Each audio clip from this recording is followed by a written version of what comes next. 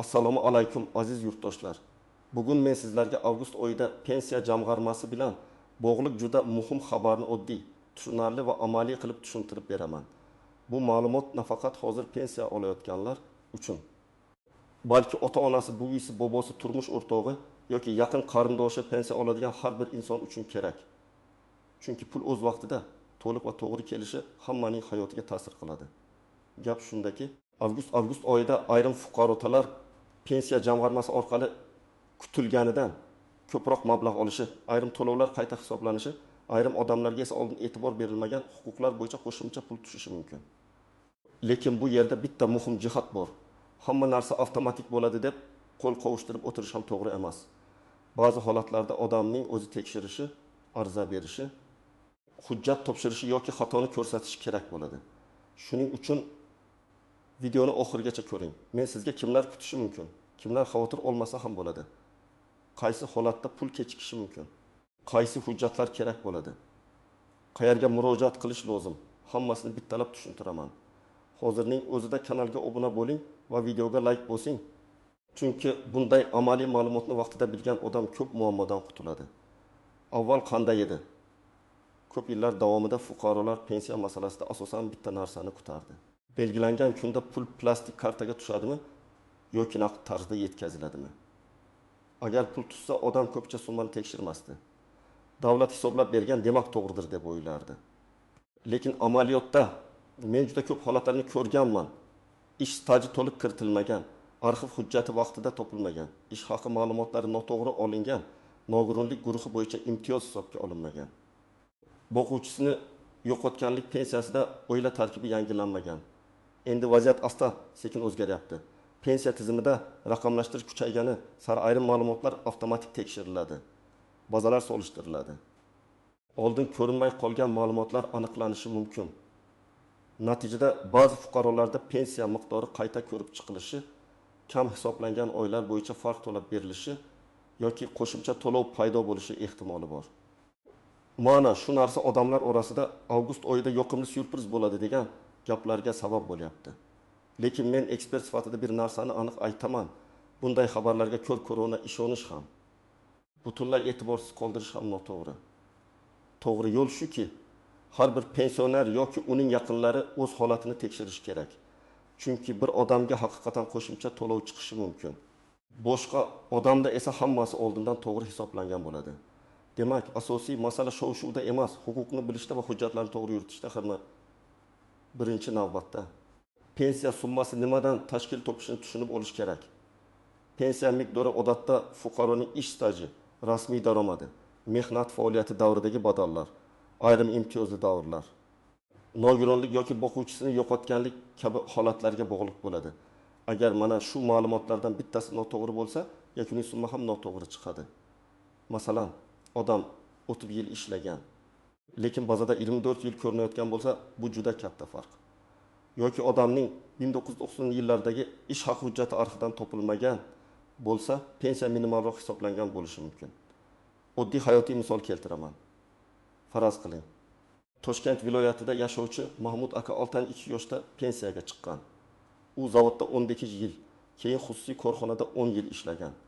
Pensiya tayinlanganda faqat zavoddagi staj va keyingi yillarning bir qismi hisobga olingan. Xususiy korxonadagi ayrim yillar bo'yicha ma'lumot bazada chiqmagan. Mahmud aka bo'ldi shu ekan deb yuravergan. Keyin farzandi elektron xizmat orqali stajni tekshirganda 5 yil ko'rinmayotganini bilgan. Arxivdan buyruq nusxalari, ish haqi ma'lumotnomasi va mehnat daftarchasidagi yozuvlar taqdim etilgan. Natijada pensiya qayta hisoblangan. Agar farq oyiga 1,4 ming so'm bo'lsa, 1 yil uchun bu 2 million 1,6 ming so'm degani. Mana sizga yoqimli syurpriz qayerdan kelishi mumkin. Ikkinchi misol. Gulchehra opa 28 yoshda pensiyaga chiqqan, lekin u bir necha yil davomida nogiron farzandiga qaragan. Ayrim davrlar pensiya hisobida inobatga olinishi mumkin bo'lgan holatlar bor, lekin buni hamma ham bilmaydi. Agar fuqaro bunday davrni tasdiqlovchi hujjatlarni taqdim qilmasa, mutaxassis har doim ham uni avtomatik ko'ra olmaydi. Gulchehra opa tegishli ma'lumotnomalarni olib borganidan keyin uning ish staji qayta ko'rib chiqilgan va pensiya miqdori oshgan. Bu yerda asosiy saboq shuki, men ishlamaganman, demak staj yo'q deb o'ylash har doim ham to'g'ri emas. Ayrim ijtimoiy muhim davrlar qonunchilikda alohida tartibda hisobga olinishi mumkin. 3-misol o'quvchisini yo'qotgan oilalarga tegishli. Masalan, oila boshlig'i vafot etgandan keyin 2 nafar voyaga yetmagan farzandga pensiya tayinlangan. Keyin farzandlardan biri 15 yoshga to'lgan, lekin kunduzgi ta'limda o'qishni davom ettirgan. Ayrim oilalar 15 yosh bo'ldi. Endi tugaydi deb o'ylaydi. Aslida kunduzgi ta'lim, o'qish joyi, yosh chegarasi va hujjatlar bo'yicha alohida tartiblar bo'lishi mumkin. Agar o'qish haqida ma'lumotnoma vaqtida topshirilsa, to'lov davom etishi yoki qayta tiklanishi mumkin. Agar vaqtida topshirilmasa, to'lov to'xtab qoladi, keyin odam yugurib yuradi. Shuning uchun avgust oyida o'quv yili oldidan aynan talabalar, o'quvchilar va ularning ota-onalari hujjatlarni tekshirishi juda muhim. Kimlar ayniqsa e'tiborli bo'lishi kerak? Birinchi guruh yaqinda pensiyaga chiqqanlar. Chunki yangi tayinlangan pensiyada xatolar ko'proq uchrashi mumkin. Odam barcha hujjatni to'pladim deb o'ylaydi, lekin bitta ish joyi, bitta arxiv ma'lumoti yoki bitta ish haqi davri qolib ketadi. Ikkinchi guruh mehnat daftarchasida eski yozuvlari bor. Korxonasi tugatilgan yoki nomi o'zgargan fuqarolar. Bunday holatda arxivdan tasdiq olish kerak bo'ladi. Uchinchi guruh xorijda ishlagan yoki boshqa viloyatlarda uzoq muddat mehnat qilganlar. To'rtinchi guruh nogironlik pensiyasi oluvchilar, o'quvchisini yo'qotganlar va parvarish bilan bog'liq to'lov oluvchilar. Chunki bu toifalarda hujjat muddati, komissiya xulosasi, oila tarkibi va boshqa omillar tez-tez o'zgaradi. Kimlar unchalik xavotir olmasligi mumkin? Agar sizning pensiyangiz yaqinda qayta hisoblangan bo'lsa, barcha stajingiz elektron bazada to'liq ko'rinsa, kartaga pul muntazam tushib tursa, hujjatlaringizda o'zgarish bo'lmasa, sizda katta muammo bo'lmasligi mumkin, lekin bu umuman tekshirmang degan emas. Men har bir pensionerga kamida yiliga bir marta o'z pensiya ishini tekshirishni tavsiya qilaman. Bu xuddi bank kartangizdagi pulni tekshirgandek oddiy odat bo'lishi kerak. Pul masalasida befarqlik oxir-oqibat o'zingizning cho'ntagingizga ta'sir qiladi. Avgust oyida nima uchun ko'proq gap bo'ladi? Chunki yoz oxiri va kuz boshida ko'p oilalarda xarajat oshadi. Dori-darmon, kommunal to'lovlar, maktab, o'qish, yo'l kira, oziq-ovqat. Pensioner uchun 100 ming so'm ham 200 ming so'm ham sezilarli yordam. Agar kimdadir qayta hisob-kitob natijasida bir necha oy yoki bir necha yil bo'yicha farq to'lab berilsa, bu oilaviy byudjet uchun katta yengillik bo'ladi. Shu sababli men bu mavzuni oddiy xabar sifatida emas, balki har bir xonadonga tegishli amaliy masala sifatida ko'ryapman. Endi eng muhim nuqtalarga o'tamiz. Birinchi nozik jihat, pensiya oshishi haqidagi har bir xabar ham hamma uchun bir xil amal qilmaydi. Ba'zan umumiy indeksatsiya bo'ladi, ya'ni pensiyalar belgilangan tartibda oshiriladi. Bunday holatda ko'pchilik bir vaqtda ko'proq pul oladi. Lekin ba'zan faqat ayrim toifadagi fuqarolarga qo'shimcha hisob-kitob qilinadi. Masalan, hujjati yangilangan, staji tasdiqlangan yoki oldingi xatosi tuzatilgan odamlarga. Shuning uchun qo'shnimga tushdi, menga ham tushishi kerak degan fikr har doim ham to'g'ri emas. Har bir pensiya ishi alohida ko'riladi.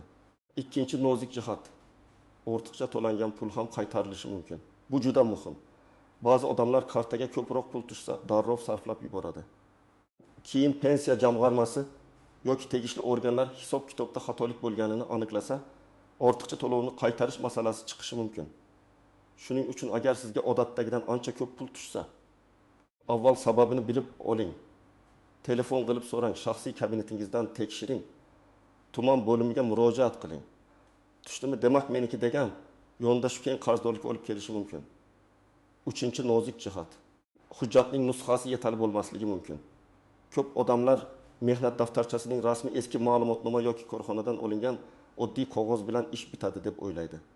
Amalda esa hujjatning rasmiyligi, muhr, imzo, arxiv tasdig'i, sanalar, lavozim nomi, ishga kirgan va bo'shagan buyruq raqamlari muhim bo'ladi. Ayniqsa eski korxonalar bo'yicha hujjatlarda xatolar ko'p uchraydi. Bitta harf noto'g'ri yozilgan familiya, tug'ilgan yilning xato ko'rsatilishi yoki ish davrining noaniq yozilishi pensiya hisobiga ta'sir qilishi mumkin. To'rtinchi nozik jihat, rasmiy ish haqi va qo'lga olingan pul bir xil narsa emas. Ayrim fuqarolar, men oyga katta pul olganman, nega pensiyam kam deb e'tiroz bildiradi. Men bunday savolni ko'p eshitaman. Javob shuki, pensiya hisobida odatda rasmiy ko'rsatilgan daromad va to'langan badallar muhim. Agar odam yillar davomida ish haqining bir qismini konvertda olgan bo'lsa, keyin pensiya hisobida bu pul ko'rinmasligi mumkin. Bu ochiq haqiqat, lekin uni bilish kerak. Shuning uchun bugun ishlayotgan yoshlar ham bu videodan xulosa chiqarishi zarur.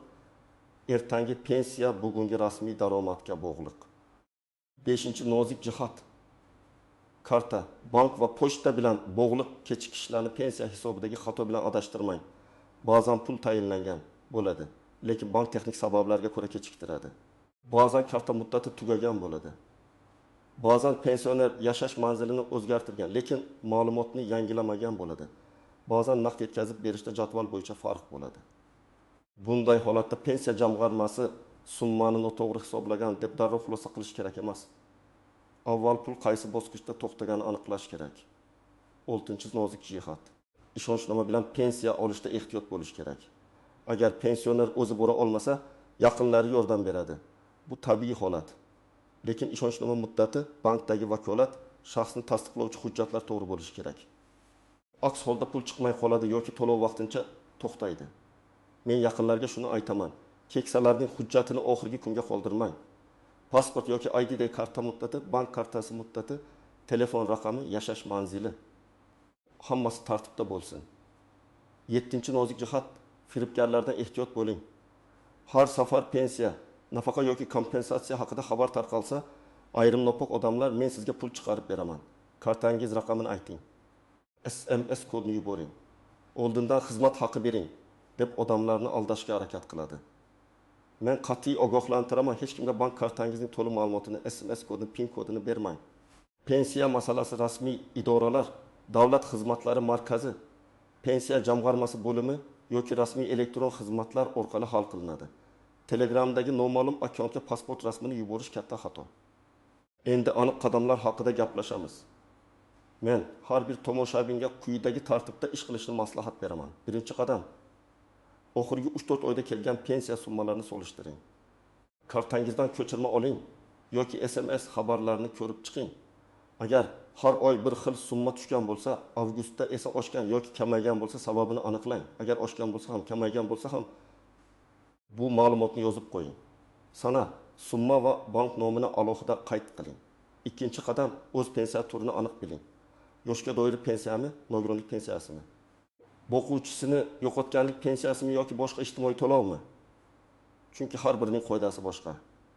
Masalan, yoshga doir pensiyada staj va ish haqi muhim bo'lsa, o'quvchisini yo'qotganlikda oila a'zolarining huquqi, yosh chegarasi va o'qish holati muhim. Nogironlikda esa tibbiy ijtimoiy ekspertiza xulosasi, guruh muddati va qayta ko'rik sanasi katta ahamiyatga ega. 3-qadam, mehnat stajingizni tekshiring. Mehnat daftarchasi, eski buyruqlar, arxiv ma'lumotlari, harbiy xizmat, dekret davri, parvarish davri, ta'lim bilan bog'liq davrlar bo'yicha hujjatlarni bir joyga yig'ing. Agar biror ish joyi bazada ko'rinmayotgan bo'lsa, darrov endi kech demang. Korxona tugatilgan bo'lsa, arxivga murojaat qilish mumkin. Korxona nomi o'zgargan bo'lsa, uning huquqiy vorisi bo'lishi mumkin. Hujjat topish ba'zan vaqt oladi, lekin natijasi pensiyaga ta'sir qilsa, bunga arziydi. 4-qadam. Pensiya jamg'armasining tuman yoki shahar bo'limiga yozma murojaat qiling. Og'zaki so'rash ham foydali, lekin muhim masalada yozma murojaat yaxshiroq. Arizada o'zingizni tanishtiring. Pasport yoki ID karta ma'lumotlarini ko'rsating. Pensiya turi va muammoni aniq yozing. Masalan, mening pensiyamni tayinlashda 1994 yildan 1999 yilgacha bo'lgan ish stajim hisobga olinmaganini tekshirib berishingizni so'rayman deb yozish mumkin. Yoki avgust oyida kelgan pensiya summasi avvalgi oylardan farq qilgani sababli hisob-kitob asosini tushuntirib berishingizni so'rayman deb yoziladi. 5-qadam, arizaga hujjatlarni ilova qiling. ID karta yoki pasport nusxasi, mehnat daftarchasi nusxasi, arxiv ma'lumotnomasi, ish haqida ma'lumot, nogironlik bo'yicha xulosa, o'qish joyidan ma'lumotnoma, nikoh yoki tug'ilganlik guvohnomasi, vafot etganlik guvohnomasi kabi hujjatlar holatga qarab kerak bo'ladi. Muhimi, hujjatlar aniq, o'qilishi oson va bir-biriga mos bo'lsin. Familiya o'zgargan bo'lsa, nikoh yoki familiya o'zgarishini tasdiqlovchi hujjatni ham qo'shing. 6-qadam, javobni kuting va natijani tekshiring. Agar sizga pensiya qayta hisoblandi deyishsa, yangi summa qanday chiqqanini so'rang. Qaysi davr qo'shildi? Qancha farq to'landi? Qaysi oydan boshlab yangi summa amal qiladi? Bularni bilish sizning huquqingiz. Agar rad javobi kelsa, rad etish sababi yozma bo'lishi kerak. Sabab tushunarsiz bo'lsa, yuqori tashkilotga yoki huquqiy maslahat beruvchi mutaxassisga murojaat qilish mumkin. 7-qadam, yaqinlaringizga yordam bering. Ko'p pensionerlar telefon orqali elektron xizmatdan foydalana olmaydi. Ariza yozishda qiynaladi. Eski hujjatlarni tartiblashga kuchi yetmaydi. Farzandlar, nabiralar, qo'shnilar bu yerda katta yordam berishi mumkin. Bir kun vaqt ajratib, ota-onangizning pensiya summasini, kartasini, hujjatlarini tekshirsangiz, balki bir necha yillik xatoni topasiz. Men buni juda ko'p ko'rganman. Keksalar indamay yuradi, yoshlar aralashgandan keyin masala hal bo'ladi. 8-qadam, har bir qo'ng'iroq va murojaatni qayd qilib boring. Qaysi kuni qayerga bordingiz, kim bilan gaplashdingiz, qanday javob oldingiz, qanday hujjat topshirdingiz, bularni daftar yoki telefonga yozib qo'ying. Agar keyin nizo chiqsa, bu yozuvlar sizga yordam beradi. Hujjat topshirganda qabul qilinganini tasdiqlovchi belgi yoki ro'yxat raqamini oling. Qoldirib keting, ko'rib chiqamiz degan gap bilan cheklanib qolmang. Yana bir amaliy maslahat, agar avgust oyida pensiyangiz ko'proq tushsa, darrov xursand bo'lib hammasini sarflashdan oldin sababini aniqlang. Agar bu rasmiy qayta hisob-kitob bo'lsa, bemalol foydalanasiz. Agar bu bir martalik farq to'lovi bo'lsa, keyingi oy yana eski summa tushishi mumkin. Ba'zi odamlar bir martalik to'lovni doimiy oshish deb o'ylab, xarajat rejasini o'zgartirib yuboradi. Keyingi oy kutilgan pul kelmaganda qiynaladi. Shuning uchun pulning tabiatini bilish kerak. Bu doimiy oshishmi? Bir martalik to'lovmi yoki texnik tuzatishmi? Bugun ishlayotgan fuqarolarga ham alohida murojaat qilaman. Pensiya hali uzoq deb o'ylamang.